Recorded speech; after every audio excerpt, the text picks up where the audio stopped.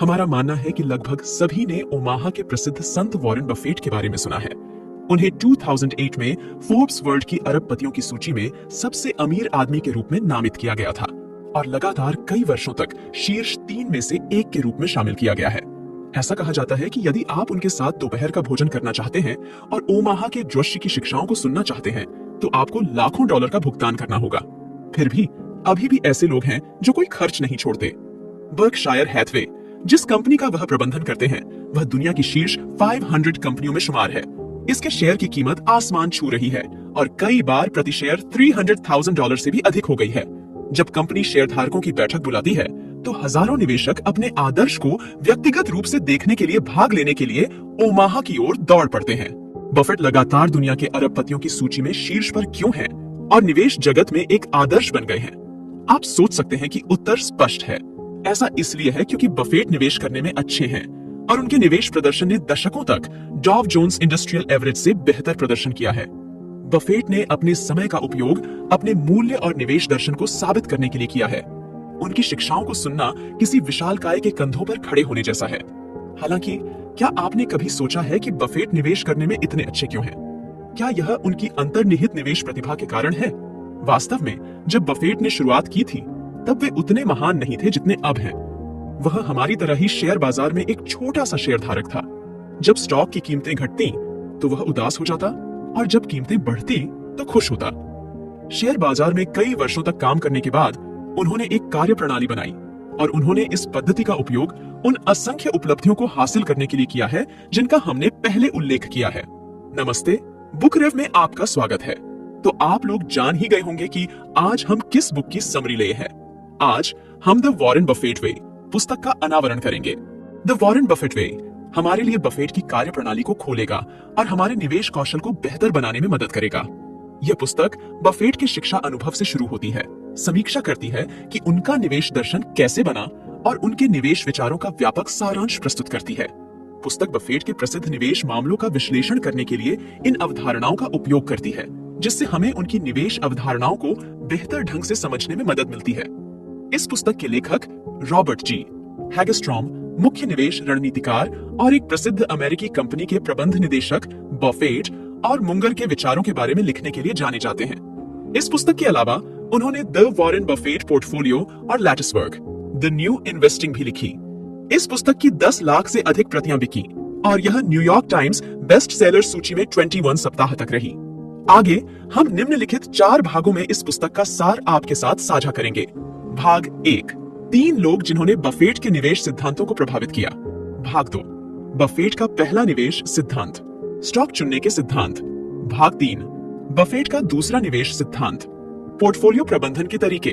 भाग 4, बफेट का तीसरा निवेश सिद्धांत, निवेश करते समय मनोवैज्ञानिक जाल से कैसे बचें। सबसे पहले आइए भाग 1 पर एक नजर डालें।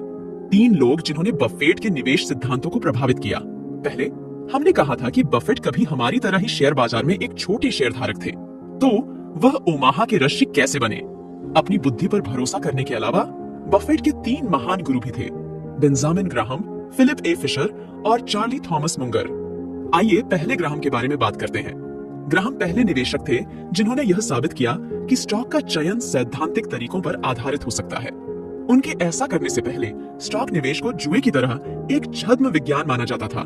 निवेश के क्षेत्र में उनकी स्थिति भौतिकी के क्षेत्र में आइंस्टीन और जीव विज्ञान के क्षेत्र में डार्विन के बराबर है। बफेट और ग्राहम का संबंध ग्राहम की पुस्तक द इंटेलिजेंट इन्वेस्टर से उत्पन्न होता है। बफेट ने बाद में पुस्तक को पढ़ने को आत्मज्ञान का अनुभव करने के रूप में वर्णित किया। इस पुस्तक के जादू के तहत बफेट ने अपने गृहनगर से उस विश्वविद्यालय तक हजारों मील की यात्रा की जहां ग्राहम पढ़ा रहे थे। विश्वविद्यालय में ग्राहम ने न केवल बफेट को निवेश और सट्टेबाजी के बीच अंतर सिखाया, बल्कि बफेट को एक महत्वपूर्ण निवेश कहावत भी सिखाई, हारो मत।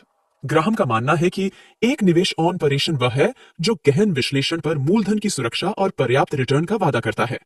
इन आवश्यकताओं को पूरा नहीं करने वाले परिचालन अटकलबाजी है। उदाहरण के लिए, लोग आमतौर पर सोचते हैं कि बांड खरीदना एक निवेश है।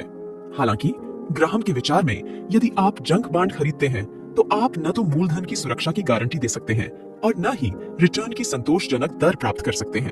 तो यह अटकलें हैं। मूलधन को सुरक्षित रखने और रिटर्न की उचित दर सुनिश्चित करने का दूसरा अर्थ पैसा न खोना है। ऐसा करना आसान नहीं है, सभी निवेशों में जोखिम होंगे। इस मामले में ग्राहम ने इस समस्या से निपटने के लिए सुरक्षा सिद्धांत का मार्जिन प्रस्तावित किया। सुरक्षा सिद्धांत के मार्जिन का अर्थ है निवेश करने से पहले सुरक्षा का मार्जिन स्थापित करना और फिर मूलधन की सुरक्षा सुनिश्चित करने के लिए इस मार्जिन के भीतर निवेश करना। ग्राहम ने सुरक्षा का मार्जिन स्थापित करने के दो तरीके प्रदान किए। आर्थिक मंदी के दौरान स्टॉक खरीदना या ऐसे स्टॉक चुनना जिनकी कीमतें उनके आंतरिक मूल्यों से कम हों। पहली विधि को क्रियान्वित करना कठिन है, यह अवसर पर निर्भर करता है। इसलिए आर्थिक मंदी की प्रतीक्षा करने पर ध्यान केंद्रित करने के बजाय सस्ते स्टॉक खोजने पर समय बिताना बेहतर है। दूसरी विधि का अच्छी तरह से उपयोग करने के लिए पहली चीज जो हमें करने की जरूरत है वह यह समझना है कि किसी उद्यम का आंतरिक मूल्य क्या है। ग्राहम का मानना है कि आंतरिक मूल्य कंपनी की संपत्ति, लाभ, लाभांश और भविष्य की लाभप्रदता पर निर्भर करता है। उन्होंने कंपनी के आंतरिक मूल्य की गणना करने के लिए एक सूत्र भी निकाला जो भविष्य में अपेक्षित मुनाफे को उपयुक्त पूंजीकरण कारक से गुणा करना है, जो कि कंपनी की भविष्य की बिक्री, कीमतों और लागत का अनुमान लगाना मुश्किल है। आंतरिक मूल्य एक सटीक संख्या नहीं है, बल्कि एक मोटा अनुमान है। ग्राहम का मानना है कि यदि तर्कसंगत विश्लेषण के बाद यह पाया जाता है कि किसी कंपनी के शेयर की कीमत उसके आंतरिक मूल्य से बहुत कम है, तो इस स्टॉक को रखने से निश्चित रूप से लंबे समय में पैसा मिलेगा। ग्राहम के सिद्धांतों का उनके करियर के शुरुआती दिनों में बफेट पर महत्वपूर्ण प्रभाव पड़ा। उन्होंने बफेट को समझाया कि स्टॉक केवल ट्रेडिंग पेपर के बारे में नहीं है, उनके पीछे सच्चा कॉर्पोरेट मूल्य है। ग्राहम के निवेश सिद्धांतों का पालन करके बफेट ने अपने करियर के शुरुआती दौर में बहुत पैसा कमाया, लेकिन साथ ही बफेट ने यह भी पाया कि जब उन्होंने ग्राहम के सिद्धांत के आधार पर निवेश किया तो उनके लिए नकदी निकालना अक्सर मुश्किल होता था। उदाहरण के लिए मान लें कि आप $10 मिलियन का एक उद्यम $8 मिलियन में खरीदते हैं। यदि आप सफलतापूर्वक नकद निकाल लेते हैं तो आपको $2 मिलियन का लाभ होगा। यदि आप कंपनी को $10 मिलियन में बेचते हैं तो ही आप पर्याप्त लाभ प्राप्त कर सकते हैं। हालांकि वास्तव में इस सौदे से लाभ पाने के लिए आपको 10 साल तक इंतजार करना पड़ सकता है। इस मामले में आपका औसत वार्षिक रिटर्न बहुत कम है। इस संबंध में बफेट ने निष्कर्ष निकाला, समय अद्भुत कंपनी का मित्र है, औसत दर्जे का दुश्मन। इस समस्या का समाधान कैसे किया जा सकता है? कैसे, यह जानने के लिए हमें फिशर के बारे में बात करनी होगी, दूसरा व्यक्ति जिसका बफेट पर महत्वपूर्ण प्रभाव था। ग्राहम की तरह बफे के ये शिक्षक भी एक मास्टर निवेशक थे। वह विकास निवेश के क्षेत्र में अग्रणी थे और उन्हें विकास निवेश रणनीति के जनक के रूप में जाना जाता है। वॉल स्ट्रीट पर उनका बहुत सम्मान और प्रशंसा की जाती है। फिशर के निवेश दर्शन को ग्राहम के बिल्कुल विपरीत देखा जा सकता है। उनका मानना है कि जब तक किसी कंपनी में अच्छी संभावनाएं हैं, तब तक उसमें बड़ी मात्रा में पूंजी निवेश करना सार्थक है। दूसरे शब्दों में, ग्राहम उस चीज को रखने के लिए $1 खर्च करने को तैयार है जिसकी कीमत वर्तमान में $2 है। फिशर किसी ऐसी चीज को अपने पास रखने के लिए $5 खर्च करने को तैयार है जिसकी कीमत भविष्य में $50 होगी। फिशर की निवेश पद्धति में समस्या यह है कि यह कैसे आंका जाए कि कोई कंपनी भविष्य में अच्छा विकास करती रहेगी या नहीं। इस संबंध में फिशर ने 2 तरीके प्रस्तावित किए, एक अच्छी कंपनी खरीदना और अच्छे प्रबंधन के साथ काम करना। एक अच्छी कंपनी खरीदने का मतलब उन कंपनियों में निवेश करना है जिनकी बिक्री और लाभ वृद्धि दर लगातार उसी उद्योग में दूसरों की तुलना में अधिक रही है।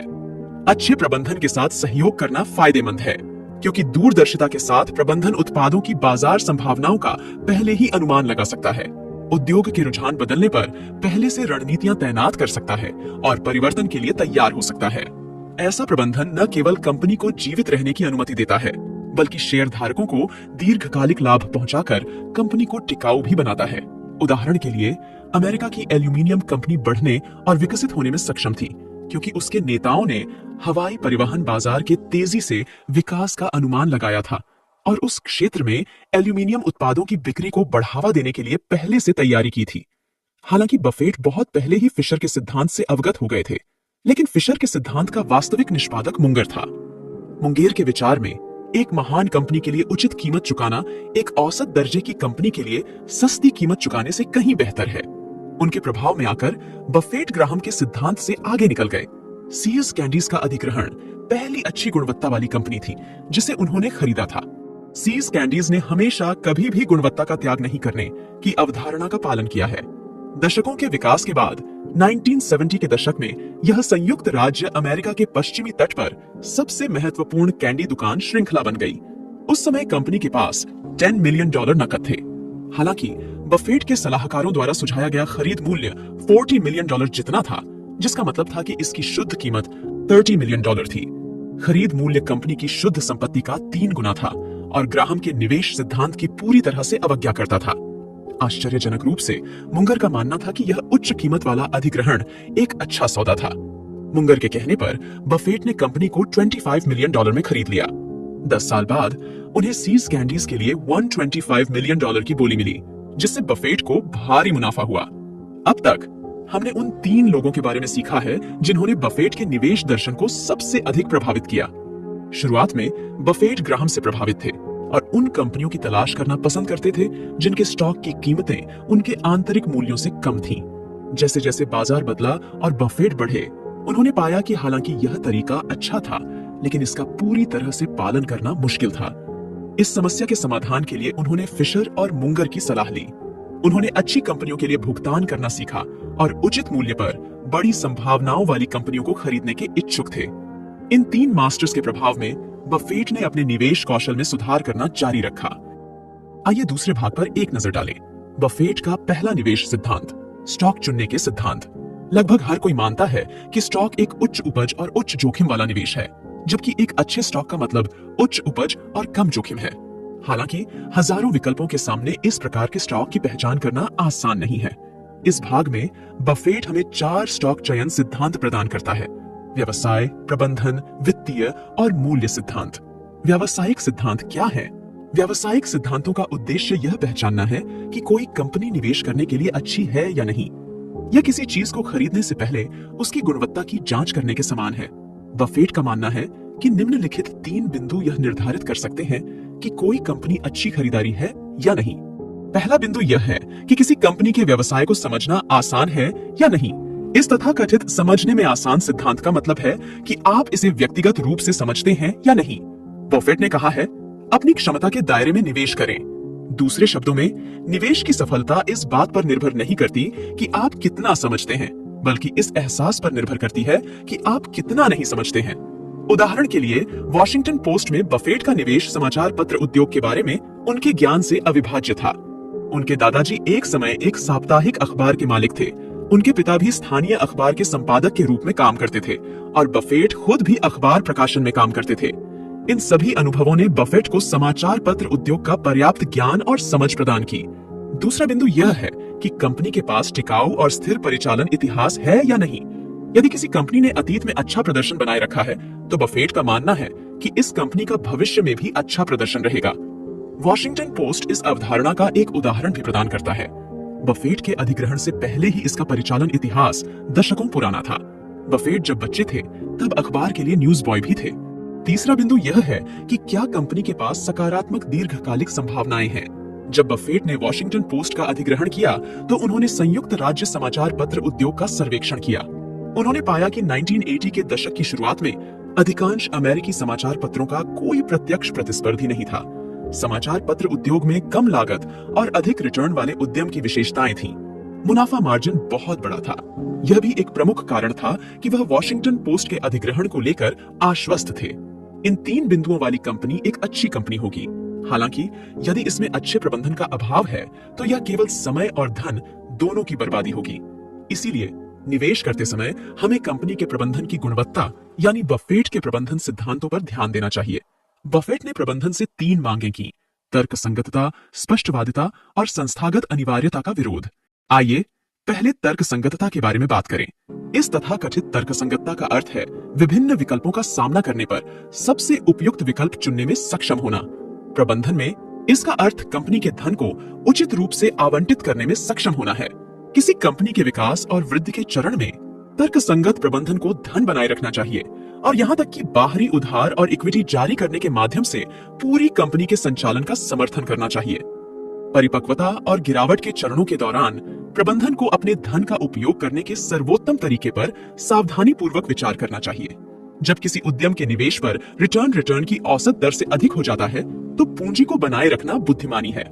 इसके विपरीत जब शेयर की कीमत कंपनी के आंतरिक मूल्य से कम हो तो पैसा शेयरधारकों को वितरित किया जाना चाहिए या स्टॉक पुनर्खरीद के लिए इस्तेमाल किया जाना चाहिए। उदाहरण के लिए वॉशिंगटन पोस्ट ऐतिहासिक रूप से इस मामले में अच्छा रहा है।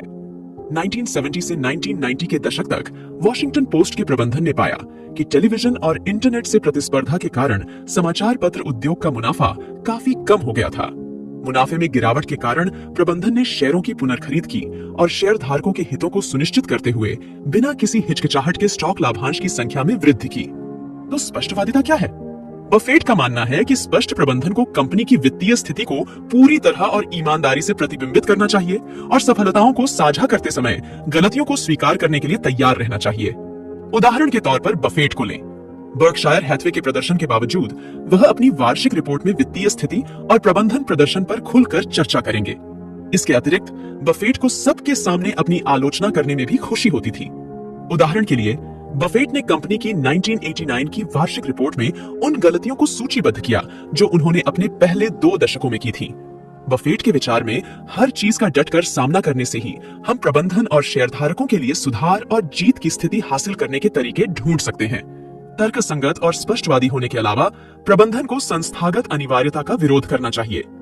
1981 में रॉबर्ट गोइज़वेटा ने कोका कोला कंपनी का अधिग्रहण करने के बाद कठोर सुधार किए पूर्व अध्यक्ष द्वारा विकसित किए गए व्यावसायिक उद्यमों की एक श्रृंखला को छोड़ दिया और विशेष रूप से पेय व्यवसाय में लौट आए। उस समय पूरा उद्योग विविधीकरण की खोज कर रहा था, लेकिन गोइज़वेटा ने इसके विपरीत किया। उनका प्रतीत होने वाला मूर्खतापूर्ण व्यवहार वास्तव में सबसे समझदारी वाली बात थी, क्योंकि उन्होंने सारी पूंजी कंपनी के सबसे लाभदायक व्यवसाय में लगा दी, जिससे कंपनी को भारी लाभ हुआ। व्यावसायिक सिद्धांतों और प्रबंधन सिद्धांतों का पालन करने के अलावा किसी कंपनी की वित्तीय स्थिति भी महत्वपूर्ण है। बफेट का मानना है कि किसी कंपनी की वित्तीय स्थिति का मूल्यांकन उसकी शुद्ध संपत्ति पर रिटर्न, शेयरधारकों के अधिशेष, लाभ मार्जिन और $1 के आधार पर आधारित होता है। आइए पहले शुद्ध संपत्ति पर रिटर्न, शेयरधारकों के अधिशेष और लाभ मार्जिन के अर्थ को देखें। आप लाभ मार्जिन पर अपेक्षाकृत स्पष्ट हो सकते हैं, लेकिन शुद्ध संपत्ति और शेयरधारक अधिशेष पर रिटर्न क्या है? शुद्ध संपत्ति पर रिटर्न शेयरधारकों की इक्विटी द्वारा लाभ को विभाजित करके प्राप्त किया जाता है। शेयरधारकों का अधिशेष कंपनी का शुद्ध लाभ प्लस मूल्यह्रास, कमी और परिशोधन और घटा पूंजीगत व्यय और कार्यशील पूंजी है। हालांकि यह संकेतक एक सटीक आंकड़ा नहीं, बल्कि केवल एक अनुमान प्राप्त कर सकता है। इस डेटा का उपयोग यह मापने के लिए किया जा सकता है कि कोई कंपनी अपने शेयरधारकों को कितना रिटर्न दे सकती है। सामान्यतया किसी कंपनी का लाभ मार्जिन जितना अधिक होगा, शुद्ध संपत्ति और शेयरधारकों के अधिशेष पर रिटर्न उतना ही अधिक होगा और शेयरधारकों के लिए लाभ उतना ही अधिक होगा। तो $1 का आधार क्या है? $1 के आधार का मतलब है कि कंपनी में बचे प्रत्येक डॉलर को संपत्ति की सराहना हासिल करने में मदद करने में व्यक्तिगत भूमिका निभानी चाहिए। हम उदाहरण के तौर पर कोका कोला कंपनी का उपयोग करना जारी रखेंगे। 1980 में कोका कोला कंपनी का बाजार मूल्य $4.1 बिलियन था। 1987 तक इसका बाजार मूल्य $14.1 बिलियन तक पहुंच गया था। इसका बाजार मूल्य 19.3% की वार्षिक चक्रवृद्धि दर से बढ़ रहा था। दूसरे शब्दों में, पिछले 7 वर्षों में कोका कोला कंपनी द्वारा बनाए गए प्रत्येक डॉलर ने लगभग $4.66 का बाजार मूल्य बनाया, जिससे $1 का आधार चरम पर पहुंच गया। एक कंपनी जो ऊपर बताए गए 3 मानदंडों को पूरा कर सकती है, उसे पहले से ही सर्वश्रेष्ठ में से एक माना जाता है। इसके लिए उत्कृष्ट परिचालन इतिहास, अच्छा प्रबंधन और शेयरधारकों को अच्छा रिटर्न लाने की क्षमता होनी चाहिए। लेकिन क्या इन आवश्यकताओं को पूरा करने वाली सभी कंपनियां वास्तव में हमारे निवेश की हकदार हैं? बफेट कहते हैं नहीं। इससे कोई फर्क नहीं पड़ता कि यह कितना अच्छा है, यह उचित मूल्य पर ही खरीदने लायक है। तो चलिए अब मूल्य सिद्धांतों के बारे में बात करते हैं। बफेट के मूल्य सिद्धांतों को समझना आसान है। कुल मिलाकर केवल 2 चरण हैं। पहला कदम यह निर्धारित करना है कि कंपनी का मूल्य कितना है और दूसरा कदम सस्ते स्टॉक मूल्य का लाभ उठाना है। जब बफेट ने वॉशिंगटन पोस्ट का अधिग्रहण किया तो उन्होंने सबसे पहले इसका गहन मूल्यांकन किया। उस समय इसकी बाजार कीमत का अनुमान $80 मिलियन था। हालांकि अपने व्यवसाय, प्रबंधन और वित्तीय सिद्धांतों के आधार पर उन्होंने $485 मिलियन का अनुमान लगाया। बफेट ने जल्द ही वॉशिंगटन पोस्ट के शेयर खरीदे और अंततः भारी रिटर्न प्राप्त किया। हमने अब इस बुकी के दूसरे भाग को कवर किया है। इस अनुभाग में हमने बफेट के 4 निवेश सिद्धांतों को समझाने पर ध्यान केंद्रित किया। वे व्यवसाय, प्रबंधन, वित्तीय और मूल्य सिद्धांत हैं। ये 4 सिद्धांत वास्तव में ग्राहम और फिशर के सिद्धांतों का संयोजन है। व्यावसायिक सिद्धांतों और प्रबंधन सिद्धांतों में एक महान भविष्य के साथ एक अच्छी कंपनी का चयन करना शामिल है, जबकि वित्तीय सिद्धांतों और मूल्य सिद्धांतों में निवेश लाभों को अधिकतम करना शामिल है। आइए तीसरे भाग पर चलते हैं। बफेट का दूसरा निवेश सिद्धांत, पोर्टफोलियो प्रबंधन के तरीके। एक अच्छा स्टॉक चुनना महत्वपूर्ण है, लेकिन अपने पोर्टफोलियो को प्रबंधित करना अधिक महत्वपूर्ण है, जिसमें यह जानना शामिल है कि अपने सभी अंडे एक टोकरी में रखना है या नहीं। केवल एक अच्छी तरह से प्रबंधित पोर्टफोलियो ही आपकी निवेश आय में बड़ी वृद्धि ला सकता है। वास्तव में अधिकांश फंड प्रबंधक निवेश पोर्टफोलियो का प्रबंधन करते समय सक्रिय पोर्टफोलियो प्रबंधन या सूचकांक निवेश का उपयोग करते हैं। सक्रिय पोर्टफोलियो प्रबंधन से तात्पर्य बड़ी मात्रा में स्टॉक खरीदने और बेचने की विधि से है। बड़ी मात्रा में स्टॉक खरीदना और बेचना अलग अलग टोकरियों में अंडे रखने जैसा है। यह विधि निवेश जोखिमों को कम करती है, लेकिन निवेशकों की आय को अस्थायी रूप से कम कर देती है। ऐसा इसलिए है क्योंकि उन्हें एक स्टॉक से होने वाले लाभ का उपयोग दूसरे स्टॉक से होने वाले नुकसान की भरपाई के लिए करने की आवश्यकता होती है। इंडेक्स निवेश तब होता है जब कोई एक निश्चित बेंचमार्क इंडेक्स, जैसे कि S&P 500 इंडेक्स के आधार पर शेयरों की एक श्रृंखला खरीदता है और उन्हें लंबे समय तक अपने पास रखता है। ऐतिहासिक रिकॉर्ड बताते हैं कि 1980 से 2011 तक केवल 41% बड़े फंडों ने S&P 500 इंडेक्स से बेहतर प्रदर्शन किया। बफेट का मानना है कि निश्चित निवेश सूचकांक फंडों के माध्यम से पेशेवर ज्ञान के बिना निवेशक अधिकांश पेशेवर निवेशकों से बेहतर प्रदर्शन कर सकते हैं। सक्रिय पोर्टफोलियो प्रबंधन और सूचकांक निवेश दोनों ही विविध स्टॉक खरीदकर जोखिम को कम करने में मदद करते हैं। हालांकि विविधीकरण का परिणाम रिटर्न की औसत दर है। इन दो तरीकों के अलावा बफेट ने निवेश पोर्टफोलियो को प्रबंधित करने का एक तीसरा तरीका भी खोजा, फोकस निवेश। फोकस निवेश क्या है? फोकस निवेश का उद्देश्य बफेट के स्टॉक चयन तरीकों के आधार पर कुछ उच्च गुणवत्ता वाले शेयरों को चुनना और उनमें बहुत सारा पैसा निवेश करना है। शेयर बाजार में अल्पकालिक उथल पुथल के दौरान भी व्यक्ति को धैर्य बनाए रखना चाहिए। फोकस निवेश की कठिनाई उच्च गुणवत्ता वाले स्टॉक पोर्टफोलियो को संकलित करना सीखना है। बफेट हमें एक सहायक उपकरण प्रदान करते हैं, संभाव्यता सिद्धांत। प्रत्येक निवेश की जीतने की संभावना की गणना करके तय करें कि किस निवेश में निवेश करना है। संभाव्यता की गणना करने की दो विधियां हैं, केली ओ ऑप्टिमाइजेशन और मुंगर की पेरी म्यूचुअल सट्टेबाजी प्रणाली। सबसे पहले आइए केली ऑप्टिमाइजेशन को देखें। केली ऑप्टिमाइजेशन एक अवधारणा पर आधारित है। यदि आप जुआ या निवेश करते समय अपनी सफलता की संभावना जानते हैं, तो आप सबसे बड़ा लाभ प्राप्त करने के लिए जीतने वाली तरफ दांव लगा सकते हैं या निवेश कर सकते हैं। इसमें निवेश अनुपात की गणना के लिए एक सूत्र शामिल है, जिसमें जीतने की संभावना को 2 से गुणा करना और फिर 1 घटाना है। उदाहरण के लिए कल्पना करें कि किसी स्टॉक में निवेश करने पर आपके लाभ की संभावना 55% है। केली ऑप्टिमाइजेशन फॉर्मूले का उपयोग करके 55% को 2 और -1 से गुणा करके अब आप जानते हैं कि लाभ को अधिकतम करने के लिए आपको 10% पूंजी का निवेश करना चाहिए। यदि लाभ की संभावना 70% है, तो 40% पूंजी का निवेश किया जाना चाहिए। लेकिन बफेट हमें यह भी याद दिलाते हैं कि केली ऑप्टिमाइजेशन की अपनी सीमाएं हैं और इसका उपयोग सावधानी से किया जाना चाहिए। हम सभी जानते हैं कि शेयर बाजार में उतार चढ़ाव होता रहता है। अल्पावधि में किसी भी स्टॉक में विफल होने की संभावना होती है। भले ही केली ओ ऑप्टिमाइजेशन मॉडल का उपयोग करते समय स्टॉक ने उच्चतम जीतने की क्षमता का संकेत दिया हो, यदि हम स्टॉक गिरते ही घबरा जाते हैं और नकदी निकाल लेते हैं, तो इससे हमें लाभ कम होगा और नुकसान अधिक होगा। इसलिए केली ऑप्टिमाइजेशन मॉडल का उपयोग करने का पहला सिद्धांत किसी स्टॉक को लंबे समय तक बनाए रखना है, न कि शेयर बाजार के अल्पकालिक उतार चढ़ाव के आधार पर अपनी स्थिति को बदलना। इसके अलावा लोगों द्वारा की जाने वाली सबसे आम गलतियों में से एक है जरूरत से ज्यादा दांव लगाना और जुआरी की बर्बादी में गिरना। इसका अर्थ क्या है? सीधे शब्दों में कहें तो आपके जीतने की अनुमानित संभावना 70% हो सकती है, लेकिन जीतने की वास्तविक संभावना केवल 50% है। केली ऑप्टिमाइजेशन मॉडल के अनुसार गणना की गई निवेश दर उस दर से कहीं अधिक होगी जिसके अनुसार हमें वास्तव में निवेश करना चाहिए, और इस प्रकार बहुत अधिक जोखिम आएगा। इसका समाधान हाफ केली फॉर्मूला का उपयोग करना है, जिसका अर्थ है कि यह सुनिश्चित करने के लिए कि आप सुरक्षा के दायरे में हैं, गणना किए गए मूल्य का केवल आधा ही निवेश करें। उदाहरण के लिए केली ऑप्टिमाइजेशन मॉडल आपको 10% पूंजी निवेश करने का निर्देश देता है, फिर भी वास्तविकता में आपको पूंजी का 5% निवेश करना चाहिए। आइए अब बात करते हैं मुंगेर की पेरी म्यूचुअल सट्टेबाजी प्रणाली के बारे में। इस अवधारणा को समझाने के लिए मुंगेर एक उदाहरण के रूप में घुड़दौड़ का उपयोग करता है। वह घुड़दौड़ की तुलना शेयर बाजार से करते हैं। लोग व्यक्तिगत घोड़ों पर दांव लगाते हैं। सट्टेबाजी के साथ साथ संभावनाएं भी बदलती हैं। जो शेयर बाजार के समान ही है। घोड़े की दौड़ में हर कोई अच्छे ट्रैक रिकॉर्ड और अच्छी पोजीशन वाले हल्के घोड़े पर दांव लगाना पसंद करता है। इस घटना के परिणाम स्वरूप एक लोकप्रिय घोड़े की अंतिम संभावना 1 होती है, जबकि औसत घोड़े की संभावना 2 होती है। दोनों की तुलना करते समय यह कहना मुश्किल है कि अच्छे घोड़े में निवेश करने से जीतने की संभावना अधिक होती है या नहीं। शेयर बाजार में भी ऐसा ही है। हर कोई उच्च गुणवत्ता वाले स्टॉक पसंद करता है जो अधिक रिटर्न ला सकते हैं। अंतिम परिणाम यह होता है कि उच्च गुणवत्ता वाले शेयरों की कीमतें अधिक होने का अनुमान लगाया जाता है और पूंजी बहुत कम हो जाती है। इसलिए मुंगेर का सुझाव है कि स्टॉक चुनते समय हमें केवल इस बात पर ध्यान नहीं देना चाहिए कि यह उच्च गुणवत्ता वाला स्टॉक है या नहीं। हमें वापसी की सही दर की गणना करने और सर्वोत्तम बाधाओं वाले घोड़े की प्रतीक्षा करने की आवश्यकता है। यह हमारा तीसरा भाग समाप्त करता है। आइए संक्षेप में बताएं कि हमने क्या सीखा है। स्टॉक चुनने के बाद हम अपने पोर्टफोलियो का प्रबंधन कैसे करते हैं, यह सबसे महत्वपूर्ण है।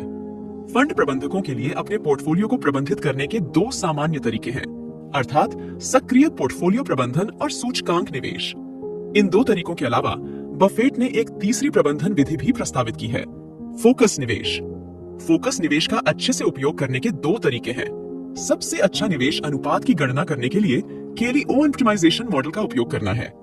दूसरा, सबसे अच्छी संभावना वाले घोड़े की प्रतीक्षा करना है। अब चौथे भाग का समय है। आइए समझें कि निवेश में मनोवैज्ञानिक जाल से कैसे बचें। इससे पहले हमने वास्तविक कौशलों के बारे में बात की थी, जैसे स्टॉक कैसे चुनें और एक अच्छा पोर्टफोलियो कैसे प्रबंधित करें। हालांकि किसी निवेश से पैसा कमाने के लिए अपनी भावनाओं को प्रबंधित करना भी सर्वोच्च प्राथमिकता है। सबसे पहले आइए कुछ अतार्किक विचारों को समझें जो शेयर बाजार का सामना करते समय लोगों के मन में अक्सर आते हैं। पहला अति प्रतिक्रिया है, जिसमें 2 मानसिकताएं शामिल हैं, अति आत्मविश्वास और अति प्रतिक्रिया पूर्वाग्रह। मनोवैज्ञानिक अध्ययनों से पता चला है कि आमतौर पर लोग अति आत्मविश्वास में आकर गलतियां करते हैं। उदाहरण के लिए, अधिकांश लोग सोचते हैं कि उनका ड्राइविंग कौशल औसत से ऊपर है, और जो लोग डूबते हैं वे अक्सर वही होते हैं जो मानते हैं कि उनके पास पर्याप्त तैराकी कौशल है। निवेश क्षेत्र में इसका मतलब यह है कि लोग उस जानकारी पर बहुत अधिक भरोसा करते हैं जिसे वे सही मानते हैं, न कि यह पता लगाना कि क्या नई जानकारी अधिक सटीक है। सोचने का यह तर्कहीन तरीका निर्णय लेने में गलतियों की ओर ले जाता है और निवेश में नुकसान का कारण बनता है। अति प्रतिक्रिया पूर्वाग्रह क्या है? इसका मतलब है कि लोग बुरी खबरों पर जरूरत से ज्यादा प्रतिक्रिया करते हैं और अच्छी खबरों पर प्रतिक्रिया देने में धीमे होते हैं। जब स्टॉक थोड़ा कम हो जाता है तो लोग तुरंत उसे बेच देते हैं। इस तरह की प्रतिक्रिया शेयर बाजार की अस्थिरता को और बढ़ा देती है, अनावश्यक घबराहट पैदा करती है और अंततः निवेश घाटे का कारण बनती है।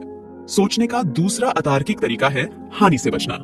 इसका प्रस्ताव डैनियल कन्नमैन द्वारा किया गया था, जिन्हें अर्थशास्त्र में नोबेल मेमोरियल पुरस्कार से सम्मानित किया गया था, और उनके साथी अमोस टावर्स्की स्टैनफोर्ड विश्वविद्यालय में मनोविज्ञान के प्रोफेसर थे।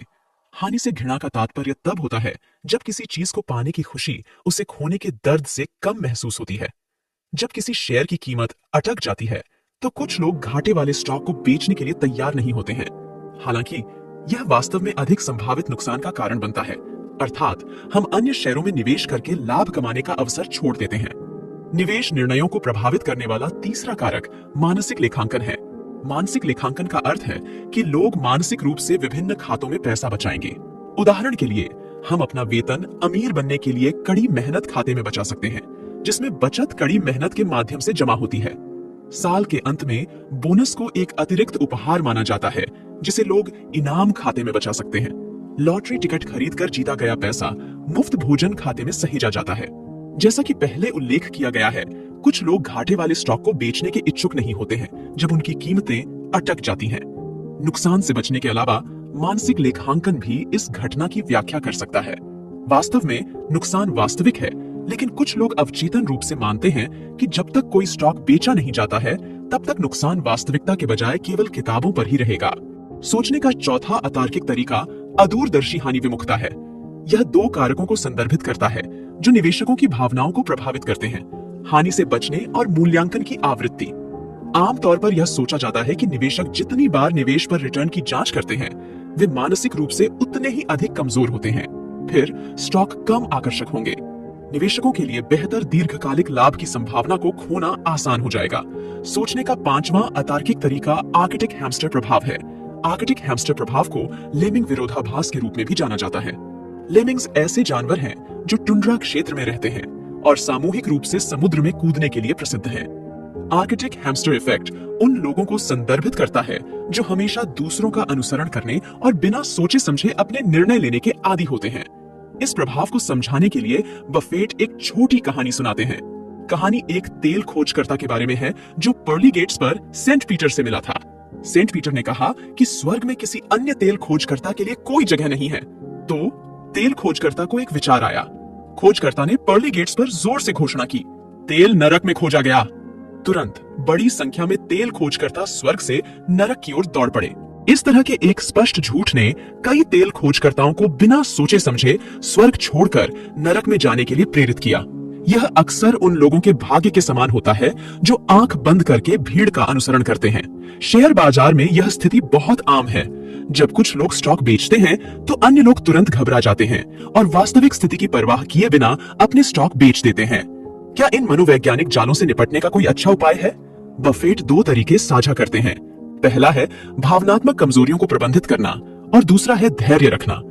भावनात्मक गड्ढों को प्रबंधित करना बहुत सरल है। जब तक आप उस तर्कहीन सोच को हमेशा ध्यान में रखते हैं जिसका हमने पहले उल्लेख किया था, साथ ही निवेश और निर्णय लेते समय गंभीरता से सोचते हैं, तो आप उन पर कदम उठाने से बच सकते हैं। आगे हम दूसरी विधि पर चर्चा करेंगे, धैर्य रखें। इस मामले में धैर्य रखने का मतलब केवल अच्छी संभावनाओं वाले घोड़े की प्रतीक्षा करना नहीं है। इससे भी महत्वपूर्ण बात यह है कि व्यक्ति को अपनी इच्छाओं पर काबू रखना सीखना चाहिए और महत्वपूर्ण निर्णय लेने के लिए सर्वोत्तम समय की प्रतीक्षा करनी चाहिए। बफेट का सबसे प्रसिद्ध कथन है कि व्यक्ति को जब दूसरे लालची हों तो भयभीत होना चाहिए और जब दूसरे भयभीत हों तो लालची होना चाहिए। यदि आप निवेश की दुनिया में सफल होना चाहते हैं तो बेहतरीन अंतर्दृष्टि रखने के अलावा अपने विचारों पर कायम रहना और भी महत्वपूर्ण है। आखिरकार जो सबसे अंत में हंसता है वह अक्सर विजेता होता है। खैर, यहीं पर हमारी आज की सामग्री समाप्त होती है। इसके बाद आइए हमने जो कुछ भी सीखा है उसकी समीक्षा करें। पहला भाग बफेट के निवेश दर्शन के निर्माण से शुरू होता है और बफेट पर ग्राहम, फिशर और मुंगर के प्रभाव पर चर्चा करता है। ग्राहम ने बफेट को निवेश को सट्टेबाजी से अलग करना सिखाया और बफेट को आश्वस्त किया कि स्टॉक सिद्धांतों के साथ आते हैं और सैद्धांतिक तरीकों से उनका विश्लेषण किया जा सकता है। उन्होंने सुरक्षा सिद्धांत के मार्जिन का प्रस्ताव रखा और इसे परिभाषित करने के लिए दो तरीकों का इस्तेमाल किया, आर्थिक मंदी के दौरान स्टॉक खरीदना या उनके आंतरिक मूल्यों से कम कीमतों वाले स्टॉक चुनना। फिशर ने बफेट से कहा कि यदि किसी कंपनी की संभावनाएं आशावादी हैं, तो उसमें बड़ी मात्रा में पैसा निवेश करना उचित है। फिशर के सिद्धांत का मुख्य बिंदु यह है कि यह कैसे आंका जाए कि कोई कंपनी भविष्य में अच्छा विकास करना जारी रखेगी या नहीं। प्रश्न का उत्तर देने के लिए फिशर ने दो तरीके प्रस्तावित किए, अर्थात एक अच्छी कंपनी का स्टॉक खरीदना और अच्छे प्रबंधन के साथ सहयोग करना। मुंगेर वास्तव में फिशर के सिद्धांत का पालन करना जानता था। मुंगर के प्रभाव में बफेट ने ग्राहम के सिद्धांत को पार कर लिया और सीखा कि फिशर के सिद्धांत को व्यवहार में बेहतर ढंग से कैसे लागू किया जाए। दूसरा भाग बताता है कि बफेट लाभदायक शेयरों का चयन कैसे करते हैं। एक अच्छे स्टॉक का चयन करने के लिए उसके व्यवसाय, प्रबंधन, वित्तीय और मूल्य सिद्धांतों का उपयोग करके विश्लेषण की आवश्यकता होती है। व्यावसायिक सिद्धांतों में यह पहचानना शामिल है कि कोई कंपनी अच्छी है या नहीं, जैसे कि इसका परिचालन इतिहास और कंपनी के विकास की संभावनाएं। प्रबंधन सिद्धांतों में यह निर्धारित करना शामिल है कि कंपनी का प्रबंधन तर्कसंगत, स्पष्टवादी है या नहीं और संस्थागत अनिवार्यता का विरोध करता है।